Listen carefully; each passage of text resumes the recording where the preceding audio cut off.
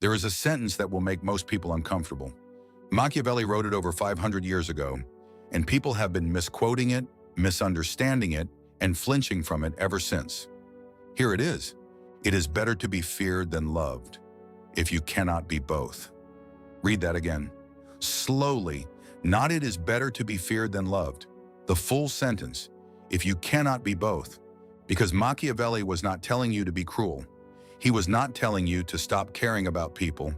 He was telling you something far more dangerous to your comfort. He was telling you that love, blind, unconditional, undiscriminating love, is a liability in a world that does not operate on sentiment. And he was right. Today we are going to go somewhere most self-help content refuses to go. We are going to look at what Machiavelli actually meant, why it applies to your life right now, and what you should do instead of loving people the way most people love people. This is not a conversation about becoming cold. It is a conversation about becoming clear. Stay with me. Part 1. What Machiavelli actually said. The problem with Machiavelli is that most people have an opinion about him without having read him. They hear the name and think manipulation, ruthlessness, villainy. They have absorbed the word Machiavellian as an insult, as a synonym for someone who operates without conscience. That is not what he was. Machiavelli was a realist, the most honest political realist in the history of Western thought. He looked at the world as it actually operated, not as philosophers wished it would operate, and he wrote down what he saw. And what he saw was this. People act in their own interest, not always, not every person, every moment, but reliably enough and predictably enough that any strategy built on the assumption that people will consistently act against their own interest out of love or loyalty is a strategy built on sand. He watched princes who were beloved get overthrown the moment loving them became inconvenient. He watched princes who were respected, even feared, hold power through crisis after crisis, because no one wanted to be the first to move against them. The lesson was not that love is worthless. The lesson was that love is conditional, and the conditions change. This is the truth that makes people uncomfortable. When you love someone unconditionally and they love you back only conditionally, you have given them the terms of the relationship. You have handed them leverage over you. And most people do this constantly, in friendships, in professional relationships, in romantic partnerships, in families. They pour in without accounting. They give without tracking. They trust without verifying. And they call it virtue. Machiavelli would call it blindness. Part 2. The problem with unconditional love. Let's be precise about what we mean. Unconditional love, as most people practice it, means I will continue to extend the same loyalty, energy, access, and goodwill to you, regardless of what you do and regardless of how you treat me. It sounds noble. In a spiritual context, it may well be. In the operational context of your real life, your career, your relationships, your social circles, your family dynamics, it is a slow disaster. Here is what unconditional love produces in practice. It produces people around you who learn over time that there are no consequences for taking you for granted.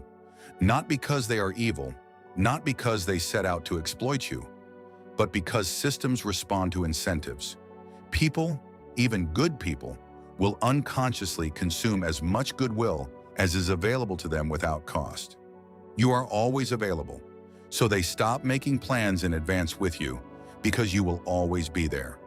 You always forgive, so the apology becomes formulaic. The behavior does not change because the forgiveness is guaranteed. You always give, so the asking becomes casual. The gratitude decreases because the supply is reliable. This is not cynicism. This is behavioral reality. It is how systems work. It is how human beings work inside systems. Machiavelli observed this at the level of empires. It operates the same way in your apartment, your office, your friend group. The person who is always available has trained people to value their presence less. The person who forgives everything has trained people to offer less quality behavior. The person who gives without limit has trained people to receive without appreciation. You built this with love, with the best intentions, and now you resent it, often without fully understanding why. Part 3, what Machiavelli meant by fear. Before we go further, we need to reclaim the word fear from the way most people use it. When Machiavelli says fear, he does not mean terror. He does not mean that people should flinch when they see you coming. He does not mean dominance through threat. He means consequence. A prince who is feared is a prince whose decisions have weight, whose boundaries have meaning, whose approval matters because his disapproval matters. In your life, this translates directly. When you say no and you mean it, people learn that your yes means something. When you end relationships that do not serve you, people learn that your continued presence is not guaranteed. When you hold a standard and apply it consistently, people learn that the standard is real, not decorative. That is what Machiavelli means by fear, not terror, consequence. And consequence is not cruelty. Consequence is respect. The parent who never enforces a boundary raises a child who does not understand limits. Not because the parent is bad, because the absence of consequence removed the signal. The leader who never holds anyone accountable creates a team where no one respects the standard. Not because the team is bad, because the absence of consequence told them the standard was optional. The friend who accepts every cancellation, every broken promise, every late arrival with warmth and no reaction, has told that person the friendship has no floor. There is no point at which behavior becomes unacceptable. That is not generosity. That is the removal of structure. And human beings, in the absence of structure, drift toward whatever is easiest. Every time. Part 4. Do this instead. So what is the alternative? Not coldness, not cruelty, not a performance of indifference designed to make people chase you. Those are misreadings of Machiavelli that lead people into shallow, exhausting games. The alternative is something more difficult, more specific, more powerful. Machiavelli called it being a prince who understands human nature. I call it strategic love, discerning love, love with structure. Here is what it means in practice. First, audit your relationships. Sit down and think clearly about the relationships in your life. Not emotionally, clearly. For each significant relationship, professional, personal, romantic, familial, ask 3 questions. 1. What do I consistently give to this relationship? Not occasionally, consistently. Time, energy, emotional labor, money, opportunity, attention, loyalty.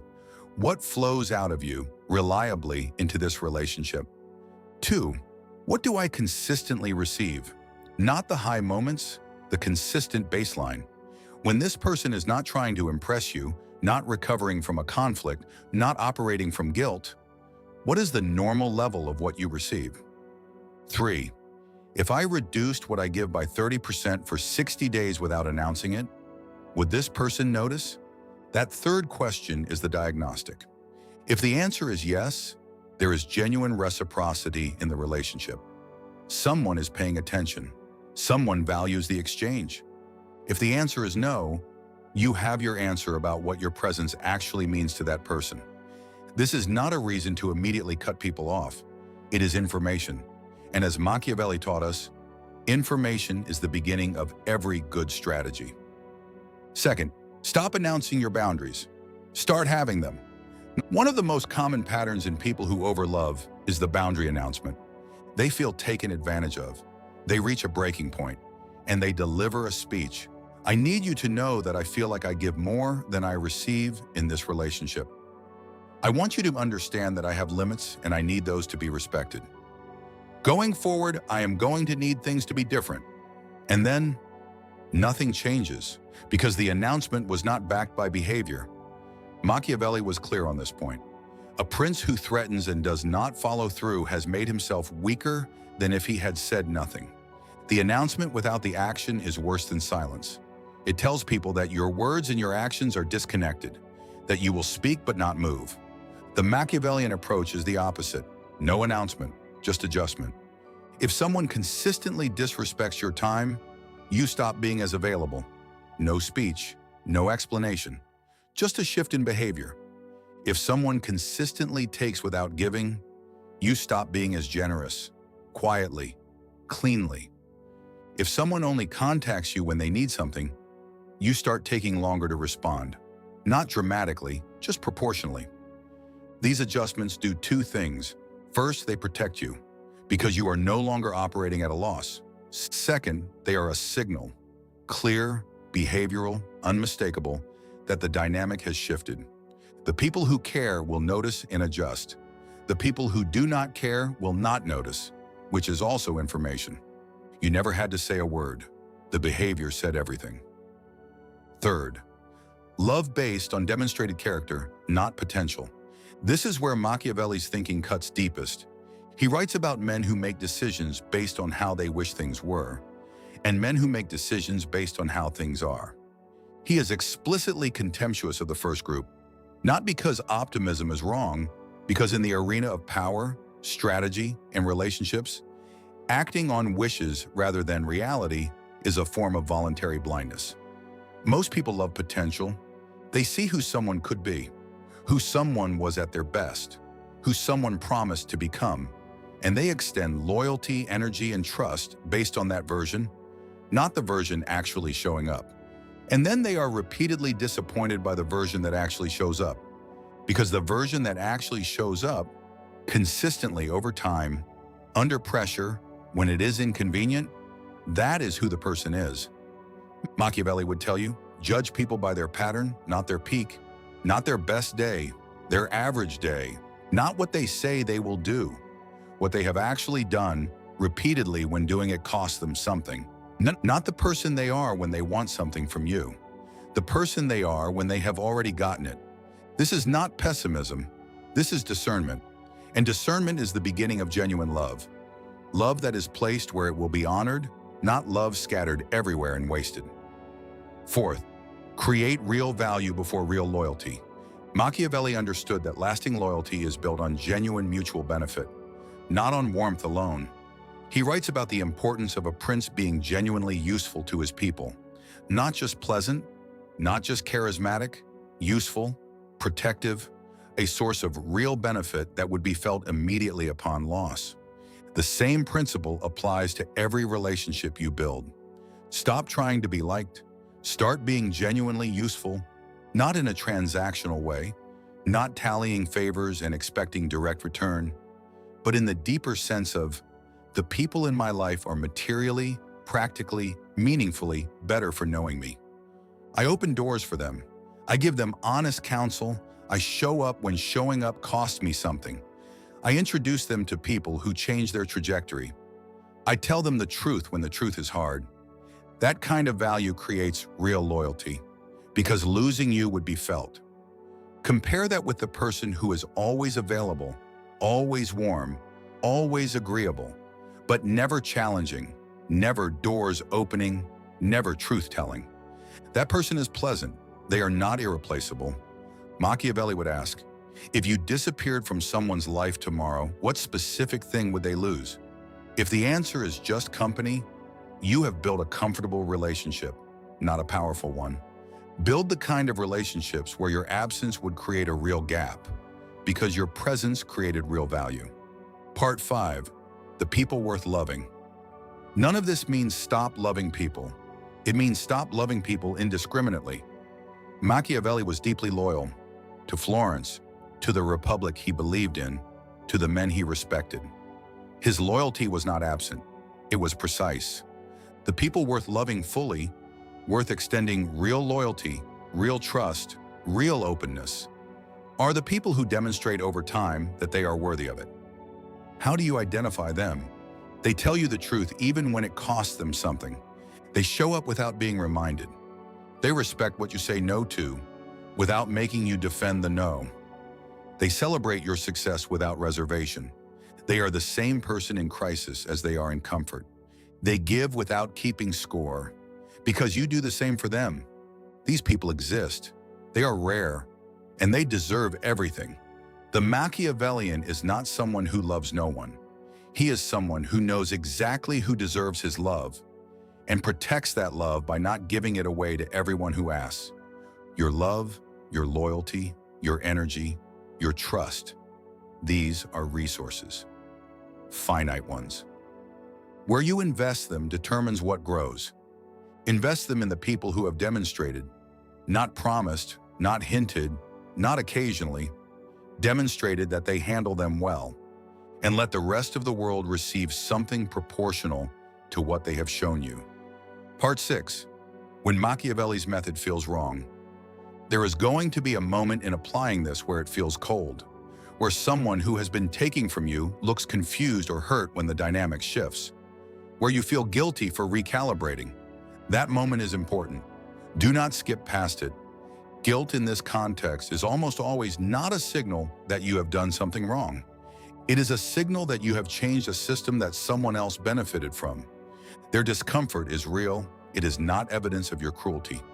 When a person who has been overgiving for years finally begins to operate with discernment, the people around them feel the shift. Some will adjust and rise to meet the new standard. Those are your people.